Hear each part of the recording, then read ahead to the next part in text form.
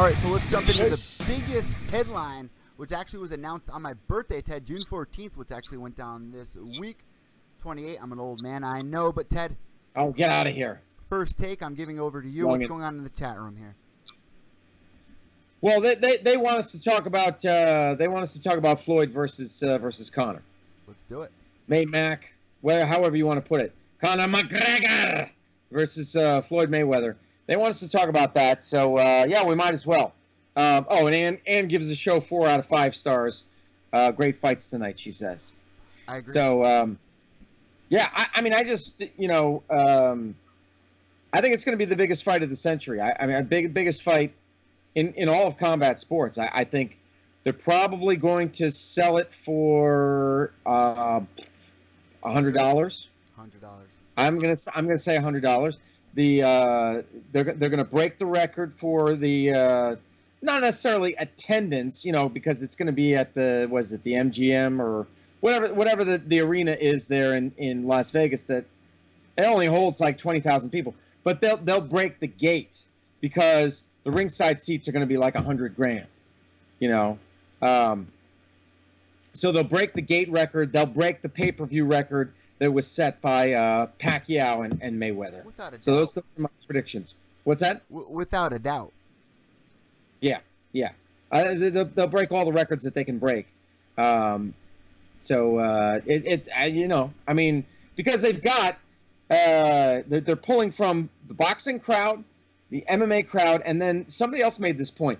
There's another group, and we don't even know how big this group is, but there's a third group of people that are just going to get caught up in the hype.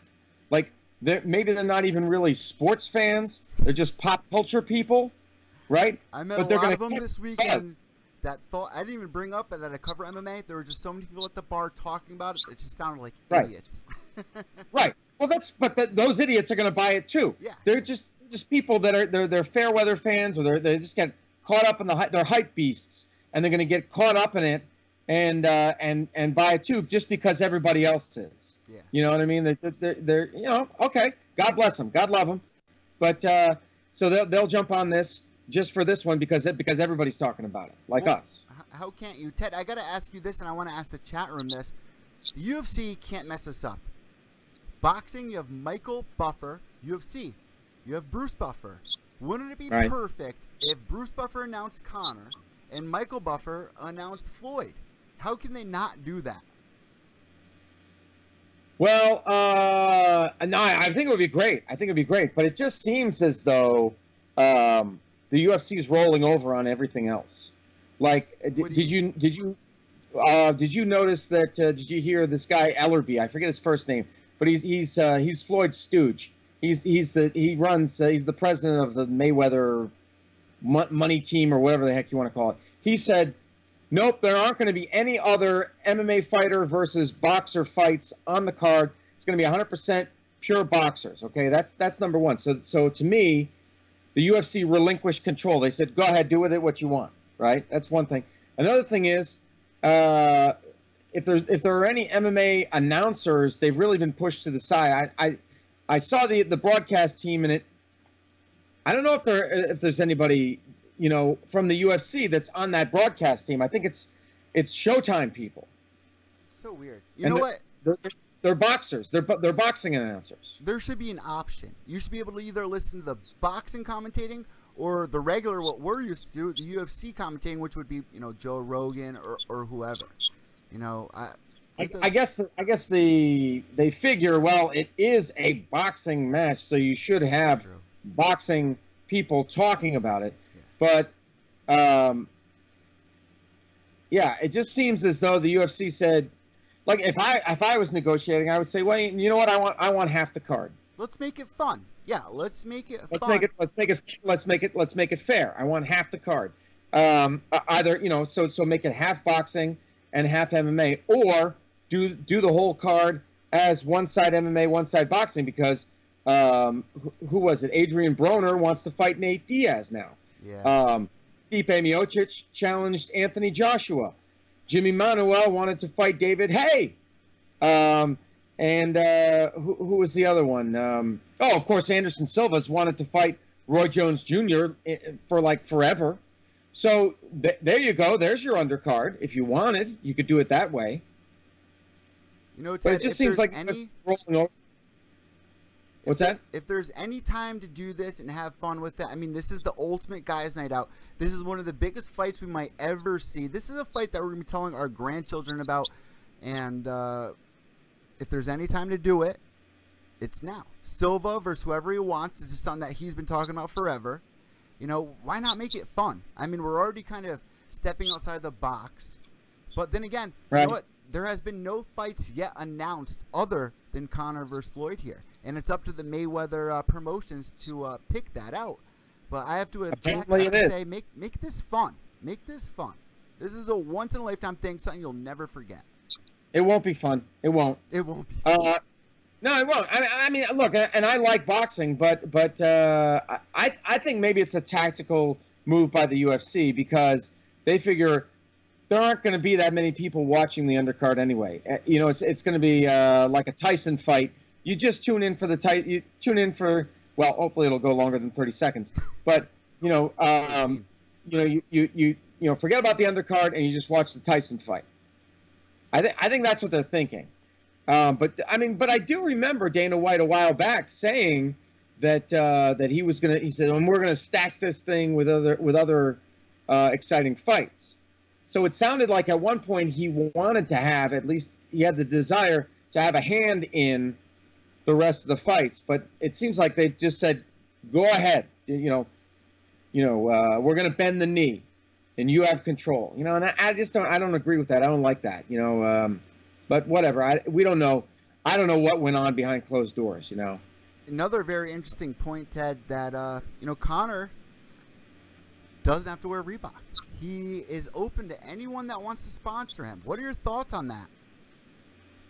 Well, great. I mean, he might end up. He could probably approach Reebok and say, "Look, I am with this boxing match, I'm open to any and all sponsors.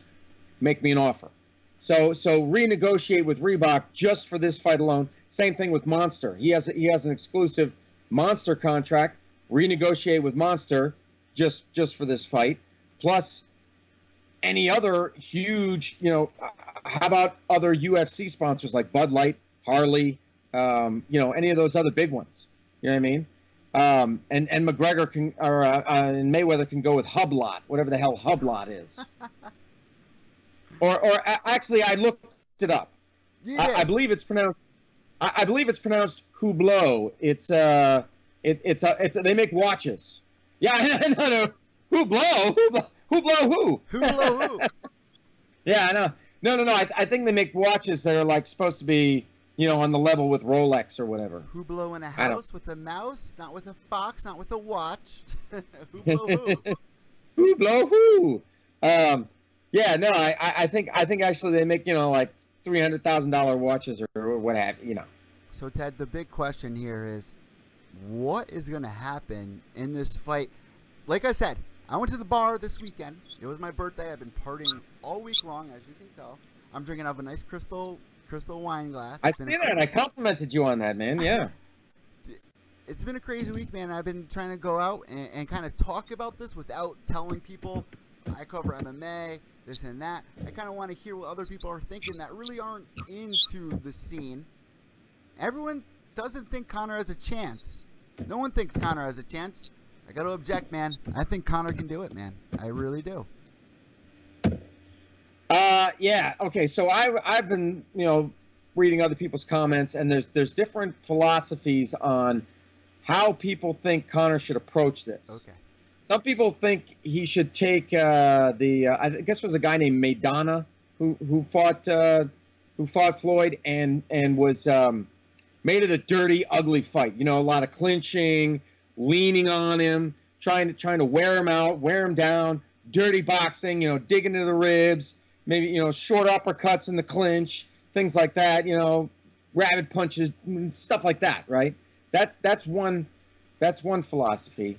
Then there's another one that actually said, no, he should see Floyd is a counter puncher. He waits for you to make your move, and then he makes his move, and he because of his speed, that's how he scores points on you. Mhm. So other people are saying no, Conor, because of his length, and well, they're just saying Conor needs to do what Floyd does.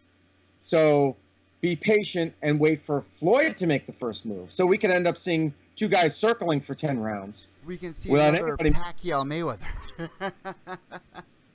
Right, but they're saying the philosophy is the idea is Conor actually adopts Floyd's style and waits for Floyd to make the first move, and then is the counter striker.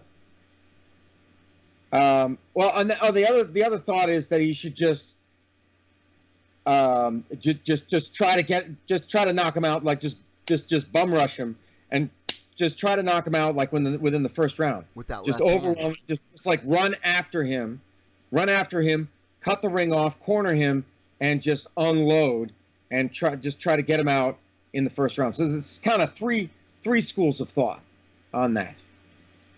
So let me ask you. I don't know. Yeah, go ahead. I mean, how do you personally see this going? I mean, I know there's a little time. Oh, not even that much time. But how do you see this fight going? I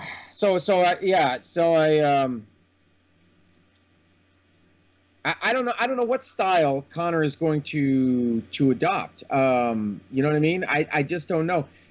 Oh, here's another. Let me just throw this out there before I actually make a prediction. Okay, so you know how Conor's been putting out like little videos. He sparred a guy who's like number 20 in the world or whatever.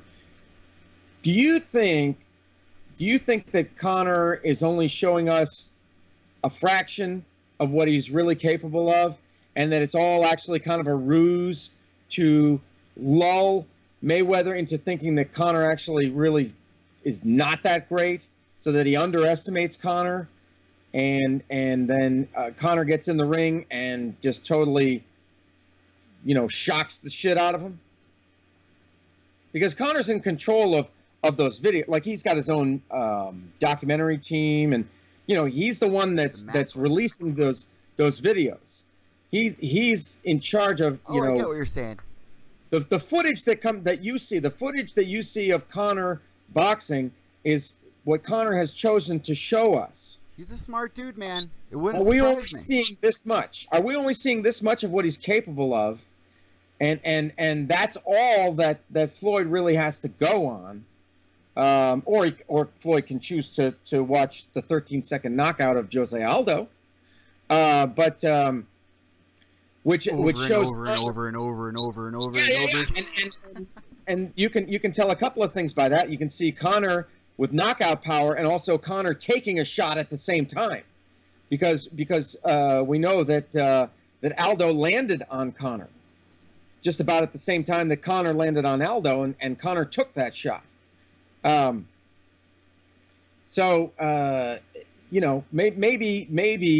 I don't know. Maybe I'm giving Conor too much credit. But possibly he's only giving us this much of what he's capable of. That's a good point, Ted. And you know what? It wouldn't surprise me, because Conor's a genius. From the press conferences to everything that he does, every post, everything that he says, it's genius. And there's a lot of thought that goes into it. So that really wouldn't surprise me. But if Mayweather were to watch anything, who's the number one, or who's the most impressive boxer Conor really has ever faced? It's Nate Diaz, who actually trained with a bunch of boxers. Right, that's true. That's good point. Yep.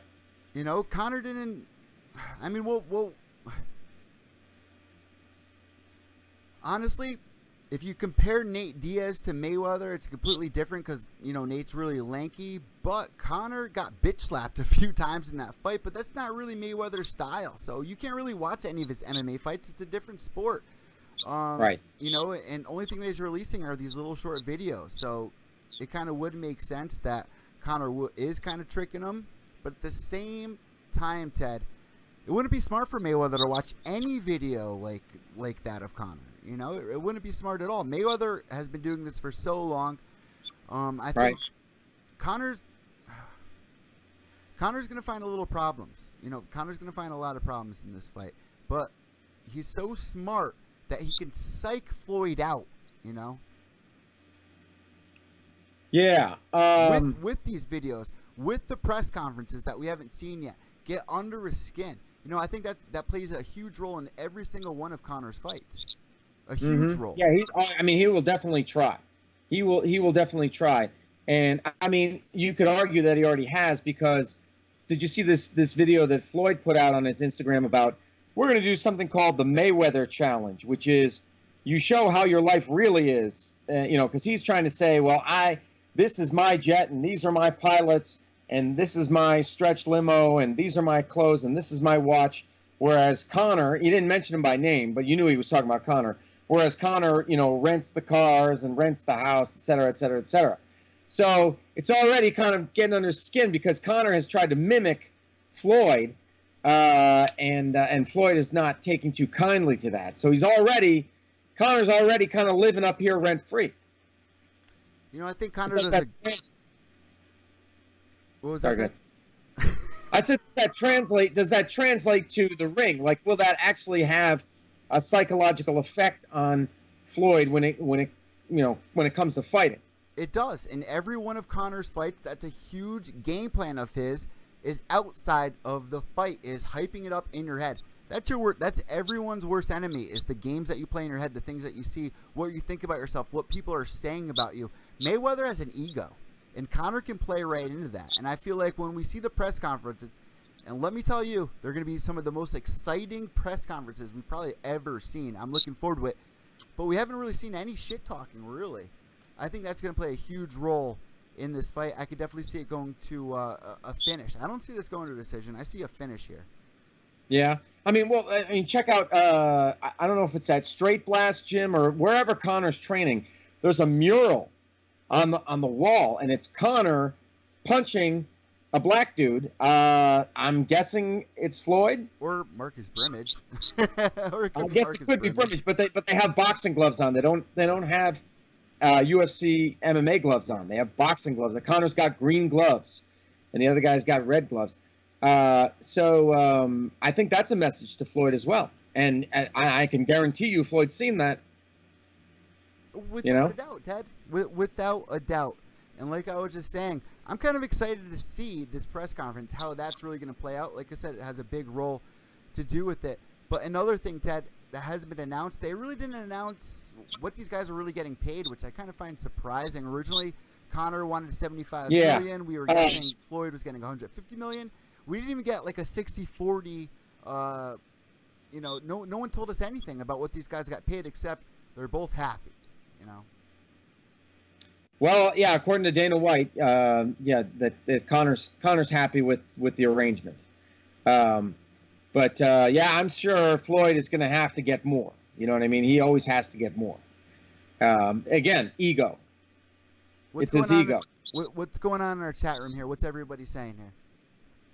Ann is saying, Ann, like the who blows who thing. That's Floyd's, Floyd's sponsor, the who blow. And she said a shout out to her. Oh, shout out to her neighbors. Okay. Or say she wants us to say a shout out to her neighbors, so the neighbors can hear it. What's going on, Ann's neighbors? Oh no! Shout out to Ann. Hey, Ann. Hey, shout out. What's going on, Ann? Shout out to me so my neighbors can hear you. Okay. Hi, Ann. What's going on, Ann? We're shouting all the way from the East Coast. So can you hear us over there in Oregon? Pure Evil, and big shout out to Mike.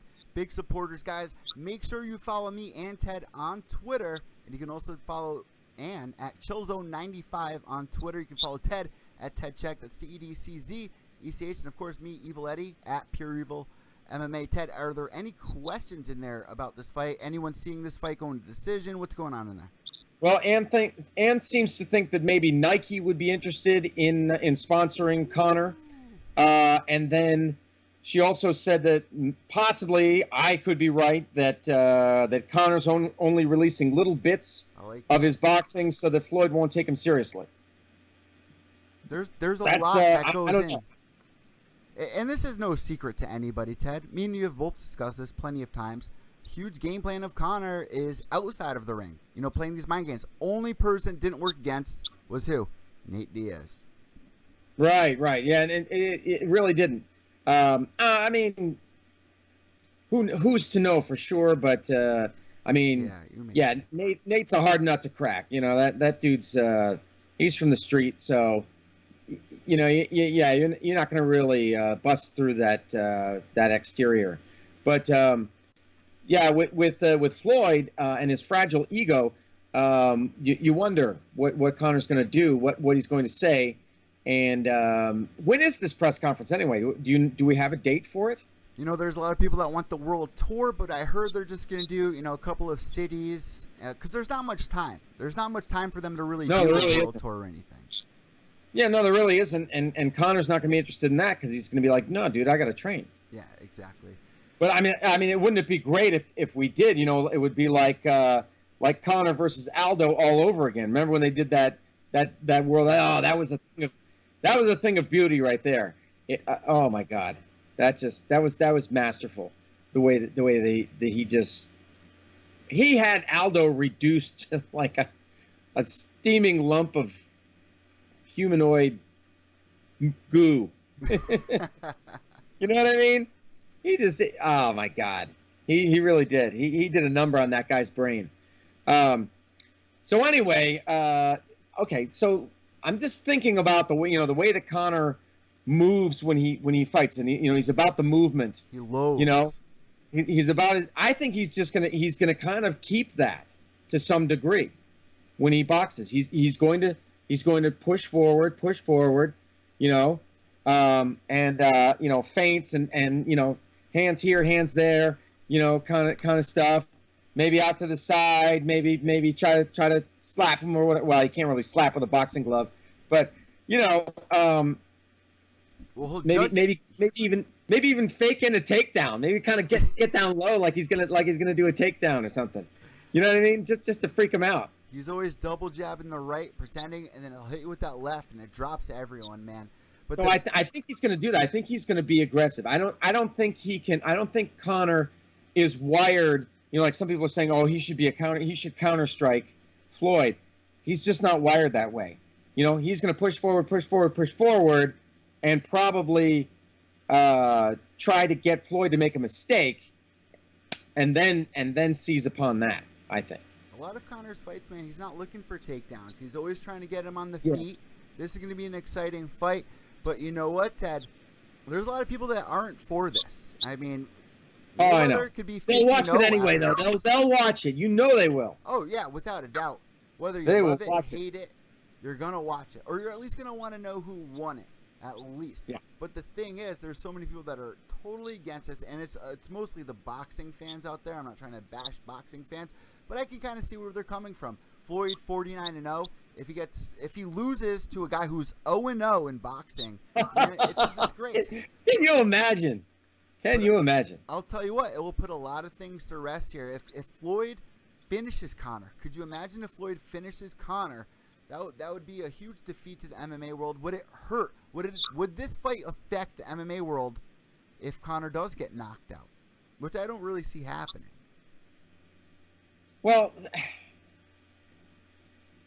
I don't think so. I don't think it will because Conor is going into Floyd's backyard. Yeah. So he gets props right there. He gets points right there. Okay, we know without a doubt Floyd would never ever in his life step foot in the octagon. He would never do it. So it's a big risk for Conor. Okay, but Conor wants to do it because Conor wants to. As Ric Flair would say, to be the man, you got to beat the man. You have to kill the king. And so he's going to do that. The only way that Conor will be known as the greatest combat sports athlete in the world is to beat the guy that's there right now, which is Floyd. The guy that Conor has modeled himself after. The cars, the house, the clothing, the watches, all that stuff. What's that? The ego. The ego. Conor has to be his own promoter. Exactly. Conor has followed the blueprint that Floyd has created, and now he's at the point where he wants to usurp the king. He wants to be the king now. So you've got to beat the king at his own game, not at, because if Floyd got into the octagon and lost, people say, "Well, that's because it's mixed martial arts, and Floyd ain't no mixed martial artist." But Conor, a guy who's 0-0, he goes into the boxing ring, he goes into uncharted territory, and beats the top guy, a guy who's 49-0, regarded as the best in the world, one of the best of all time. If he can do that, if he can pull that off, that's just amazing. But if he loses, like, back to your question, if he loses, yeah, it's embarrassing, but he can go right back to mixed martial arts. You know what I mean? Yeah, the boxing people will be like, MMA sucks, Conor sucks, MMA sucks, blah, blah, blah, blah. Yeah, okay, fine. Go back to your world, and then we've got ours over here. The two are coming together for this fight, but they're separate otherwise. See, So Ted, we'll just go on our merry way.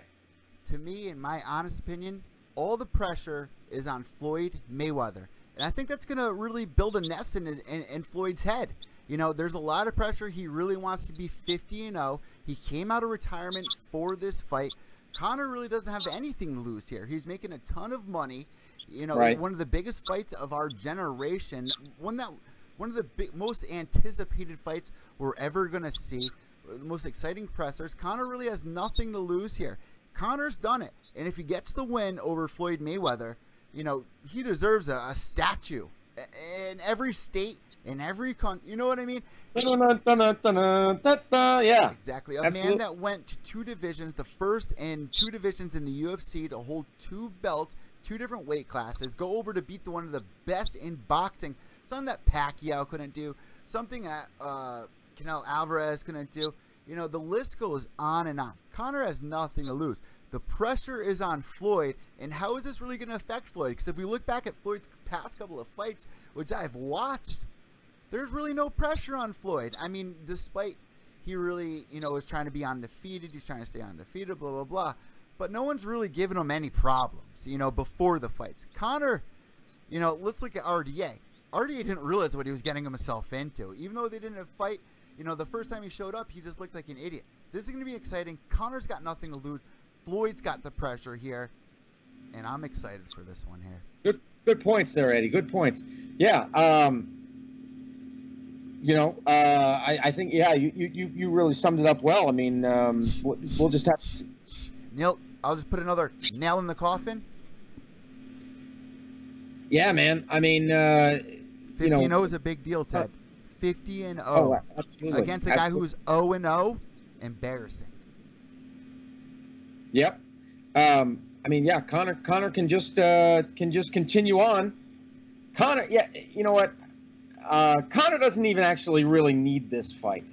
You know what I mean? He can just continue it now. I mean, is he going to get a payday like this fight? No, but he can continue on as UFC lightweight champion, and he can continue to fight by fight, ratchet up his asking price, and he can go on his merry way making money. But Floyd Mayweather needs this fight because, first of all, I mean, yeah, he could continue to handpick opponents or whatever, but this is the biggest fight that Floyd can get. Floyd needs Conor more than Conor needs Floyd, honestly. I agree, Ted. Because Conor can keep going on. Conor can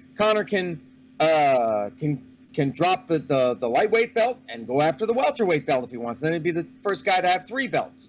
There's other things. There's still other ways to legacy points, if you will, that Conor can hit within mixed martial arts. So he really doesn't need this fight, other than it's going to be worth however many UFC fights. You know what I mean? Money-wise, it's great. But other than that, he doesn't need it. Ted, I'm going to. But there's nobody out there Floyd can fight. There's nobody of any. Well, I mean, some people are saying, Floyd could get the winner of Triple G versus Canelo. Which is a good point. Yeah, but it still doesn't equal Conor. No, it doesn't. It still doesn't equal Conor. Well, you know what? In the defense, Canelo was a lot younger when he fought Floyd. That was kind of the fight that put him into the scene to kind of give him the recognition. But there is no other fight. I mean, Conor can go fight Nate. He can go fight Tony Ferguson, Habib, Woodley. It's limitless. Conor's having the time of his life. Yeah, GSP. It's limitless here, man. He's got nothing to lose here. Ted, I know it's getting late here, but we have one more topic to discuss, guys. I really want to hear what you guys think about Conor versus Floyd. Ted does too. Let us know on Twitter at EVil MMA and also at Ted Czech. That's TEDCZECH. Ted, I think it's very important that we cover this next topic here.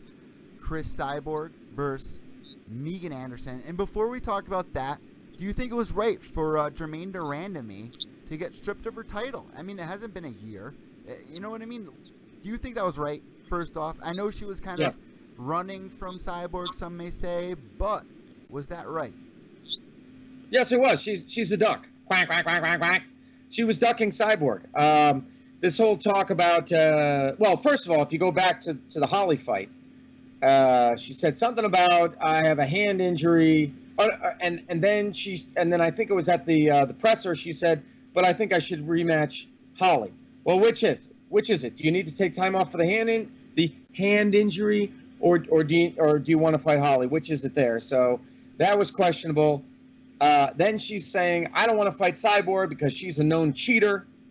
It's like, yeah, but you know what? You were kind of a cheater too.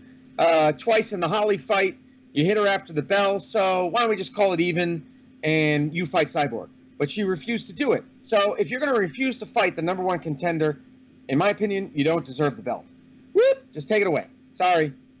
And you know what, Ted? I agree and disagree about the whole cheating thing. I mean, she's calling Cyborg a cheater, but at the same time, it was up to the ref to kind of get in between. But after the second time she did it, it kind of did leave a salty taste in everybody's mouth.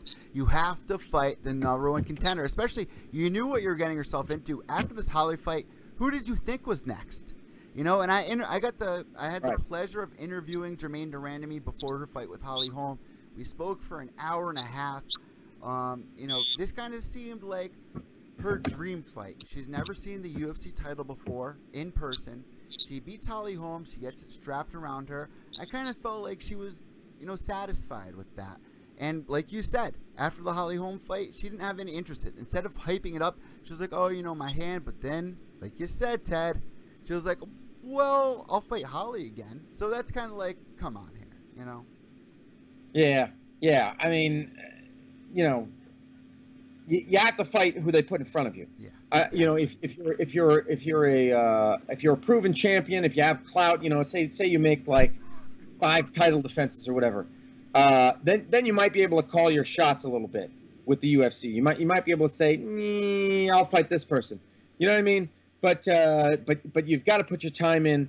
You've got to mow down a significant portion of the competition first. You know, before you can do that kind of stuff. So she's just right out of the gate. She just gets the belt under controversial circumstances, and she's saying she doesn't want to fight Cyborg, who's the #1 contender. I mean, originally they were going to have Cyborg fight, but Cyborg wanted to fight in March, and they said, no, we want it in February, so that's why they chose Holly and GDR. They tried twice with Cyborg. What's that? They tried twice to make a match for Cyborg before they made the Holly versus GDR. Yeah, and she was saying, you know, I got health problems. Can we make it March? And you know, they didn't, for whatever reason, the UFC wasn't going to work with her on that, and that's up to them. Whatever, that's their thing. Apparently, they felt some type of reason to get it going, and so GDR had to know. Shit, they were basically forming this division around Cyborg, and okay, yeah, she got busted for roids, great, but since that you got to know that USADA is going to be on her ass. So let that be USADA's problem. Let that be the UFC's problem. Don't you worry about Cyborg and whether she's still cheating or not. Just worry about fighting her. You know what I mean? So it's unfortunate, but yeah, I think it had to be done. You know, and with Megan Anderson, man, you know, this is something that could have happened in Invicta. Of course, it wouldn't have the spotlight it does now. But I do have to say this. Is the UFC really just going to start picking people instead of just building up this division the right way? They're just picking people out. It's not that exciting to me, and I really think that GDR versus Cyborg would have probably been a more exciting fight, and no shade thrown at Megan. I love Megan. I really do. But I think that GDR had a better chance of winning against Chris Cyborg. Let's look back at Cyborg. GDR is a Muay Thai fighter. Cyborg's lost against Jarena Bars, who's friends with GDR, who actually used to work together at as security. You know, these two could work together, find the weaknesses. What were the weaknesses? It was the knees. It was the lankiness in the fight against Jarena Bars. You guys can all go look on YouTube, type in Jarena Bars versus Chris Cyborg lion fight, and you can see that fight. Jarena Bars destroyed Cyborg, dropped her multiple times in that fight. You never seen that ever before. I think GDR had a great chance of actually beating Cyborg, and that would have really done it for her. Instead of her leaving the 145-pound division or even the UFC or MMA as, you know, that salty taste in everybody's mouth from the Holly Holm fight, she could have really made history by beating Cyborg, defending the title. You know, I think she had a better shot, Ted, than Megan Anderson would. Good point there, Eddie. Yeah, but instead, GDR says she wants to return to 135. Yeah. I don't know. The other thing about the 145, there are no rankings for that, right? There's didn't. No one there. You know, it's like, when they established the strawweight division, they signed a whole bunch of people from Invicta, but they haven't done the same thing with the 145-pound division. They have not pulled a whole bunch of people. What's wrong with your tongue? No, I was going back and forth. You'll have to watch the show, Ted. I was going back and forth between our logo with the EVil Eddie cartoon, and then it popped back to me like this, like the logo. Just trust me, Ted. I went to broadcasting school, all right? Yeah, I got you, man. I got you. What's wrong with your tongue? What is wrong with that? Put that thing back in your mouth, boy. No, but anyway, yeah. So they didn't raid Invicta and get a whole bunch of 145ers there, or look elsewhere in the world, and build a division. So they kind of need to do that soon. But I guess we just forget that GDR versus Holly ever even happened. Just wipe that from the record books. We're starting over with Cyborg versus Megan. And you know what, I guess Ted, that's I one do way have to say this. Before we make our predictions on this fight, I'm not excited about it. I'm really not. I wanted to see Amanda Nunes, and I know she's about to fight Valentina, my girl Valentina. But Amanda Nunes for Cyborg, that's the fight to book, man. That's the fight to book. Don't give me these Lena Landsberg fights. Just telling our listeners, let us know what you guys think. Did you want to see Amanda Nunes or Megan Anderson? I mean, honestly, that's the fight to book. That was the fight to make. And Dana White shot that down immediately.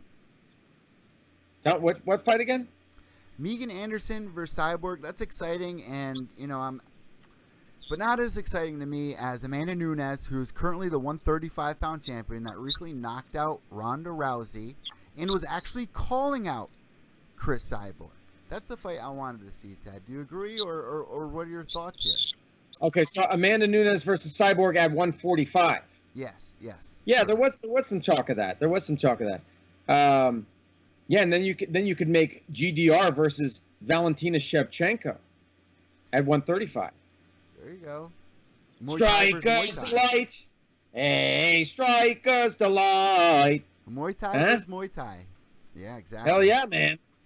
Hell yeah. But you know what, Ted? The one issue, everyone knows Cyborg, and this really hasn't been an issue for any of the Cyborg fights because her name alone will bring people to the table. But if you add on the 135-pound champion who just knocked out Ronda Rousey, who's just been knocking out Miesha Tate, headlined UFC 200, there's a lot they could have done with that. And I don't know why they shot that down. I really don't. Why are you bringing the girls from five? Or maybe they're both from Brazil. Maybe they won't fight each other. A lot of Brazilians won't fight each other. Well, Amanda was calling out for this, but Ted, you know what? Yeah. Honestly, imagine if Cyborg loses to Megan Anderson. I mean, it could happen. It's a mess. And you know what? Dana wants to slam his head into the wall. Ted, last thoughts here, really quick. Is this the fight you really wanted to see, though? Well, no, I really wanted to see GDR versus Cyborg. That's the one I really wanted to see. That's what we were saying before. Right. Right. So that's the fight that was going to be signed. That's the fight that I wanted to see. But I'll take this one. You know what I mean? I'll take it. I'll roll with it. You know what I mean? I'm going to be totally honest with you. I don't know a lot about Megan. I haven't watched a lot of tape on her. So I know she's very, very tall. Right? She's about 6 foot, 6'1", whatever. I mean, like, she's a really, really tall, lanky chick. So that's about all I know. And she's from Australia, right? Yeah. Yep. She's from down under. That's as much.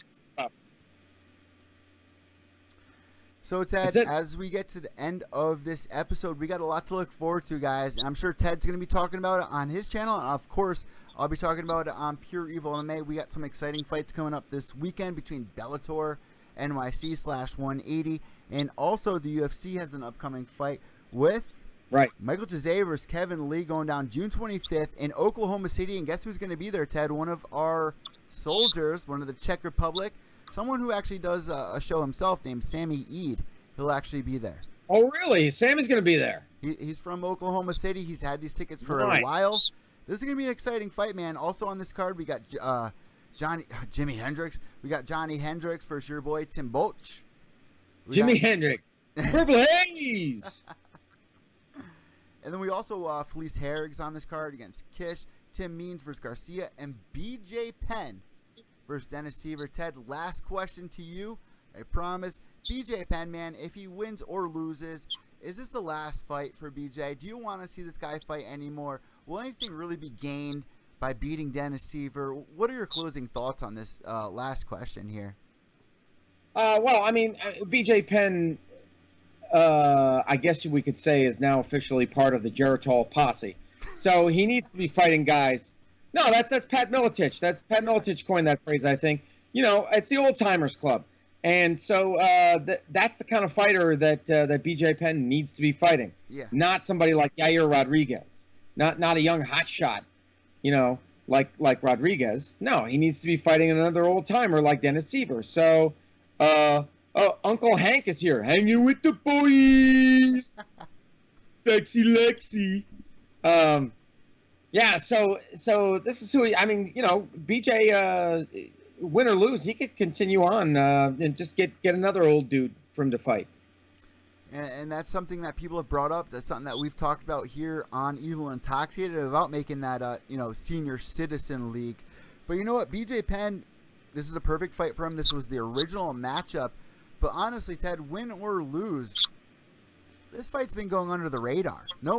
Since BJ Penn lost to Yair, no one's really been talking about him. And not to mention, he's on the undercard of a free FS1 card. What? It's on the undercard, yeah? It's on the undercard, Ted. This is like the 6th fight. This is the prelim headliner. Oh, well that's why. They want a strong fight for the last fight. It's on Fight Pass, right? Is it on Fight Pass? I'm pretty sure it's UFC Fight Night on FS1. It might be on Fight Pass, though. They like, I don't know. I have to look at it, but they like to have a strong fight, you know, with well-known fighters to be their lead-in to the next level of to the main card. Yeah. So it kind of doesn't surprise me. I don't know. Well, of course, and of course that's like what they do, but there's so many well-known fighters like Felice Herrig, Johnny Hendricks on this card. But under BJ Penn, you have Clay Guida, you have Carla Esparza, you have Daryl Horcher on this card. A lot of big names. I really would like to see BJ Penn on the main card. Ted, last thing, win or lose, BJ Penn? Win. He will beat Dennis Seaver. Will beat Dennis Seaver. Even though Dennis Seaver has that brutal kick, I see the same thing going down. Decision or finish? Finish. I agree. I see a rear naked choke going down on Seaver. Ted, I had a great night tonight. Ultimate Fighter Season 25, Episode 10. Great episode. We want to hear what you guys thought about tonight's episode. Let us know on Twitter at Pure Evil MMA and also at Ted Czech. Ted, you know what we like to do here. Closing thoughts here in the chat room. And we're going to sign off on you guys. But, of course, it's all about you guys. So, any questions there in the chat room here? Oh, let's see. Let us see. Oh, Sammy says the prelims are on FS2. Which no one gets, by the way. Yeah, right. You can't even order that. I tried calling Comcast. I put in a complaint, sent a letter. So lame. FS2. Uncle Hank says Felice Herrig loves him. That's awesome. I love that. I wish you go, Hank. She's going up against an undefeated fighter, though, against Kish, man. That's going to be a crazy one, especially considering Felice's last fight. She was dominant, getting that rear naked choke in the first round.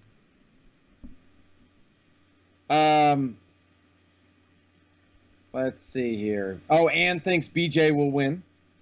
Love it, Ann. And that's about it, man. You know, Ted, since there are no questions in the chat room, do you think Daryl Horcher is going to be the same after that motorcycle accident? He is returning to the ring. He's fighting Powell, who trains at American Top Team, and also lost his last fight, but really all he has is kicks. He was a big celebrity on Dana White looking for a fight. Do you see Daryl making the win? He almost beat Habib in that first round. I see it going down. What about you, Ted, before we sign off here?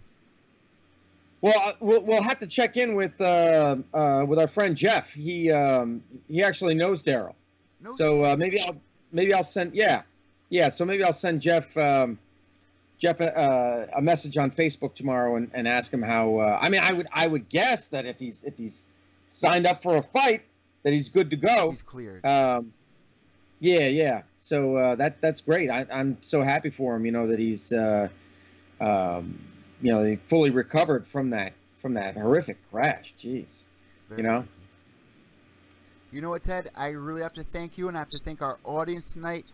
Out of the past couple of weeks, it's been a really rough past couple of weeks. Of course, I broke up with Andrea. There's been a lot going on in my life, but tonight, it's the first time in a couple of weeks I felt alive, and I have to thank you, Ted, for giving me this moment, and I have to thank our audience out there. I love this. I have such a passion for it, and thank you guys so much for tuning in. It really means a lot, Ted. Thank you for talking to me about this. Yeah, man.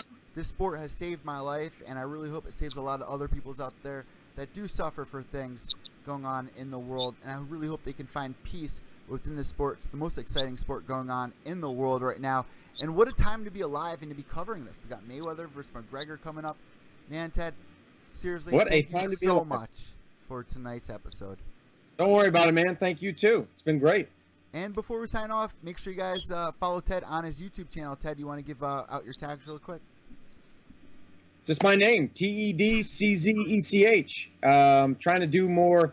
I kind of took a break for a couple weeks, but I'm back, and so I'll be trying to do as many live broadcasts as I can, and just trying to stay on top of the news. It's tough, but I will try to get on top of it, man. Totally. All right, guys, thank you so much for tuning in tonight. This is Evil Intoxicated, episode number 52, covering Ultimate Fighter Season 25, episode 10. After every episode, make sure you guys tune in next Wednesday night at 11 o'clock. I'm EVil Eddie from Pure Evil MMA, from ProofMedia.com and MMA UK. That's Ted Czech, the infamous one. Have a great night. Oh, and behave yourselves.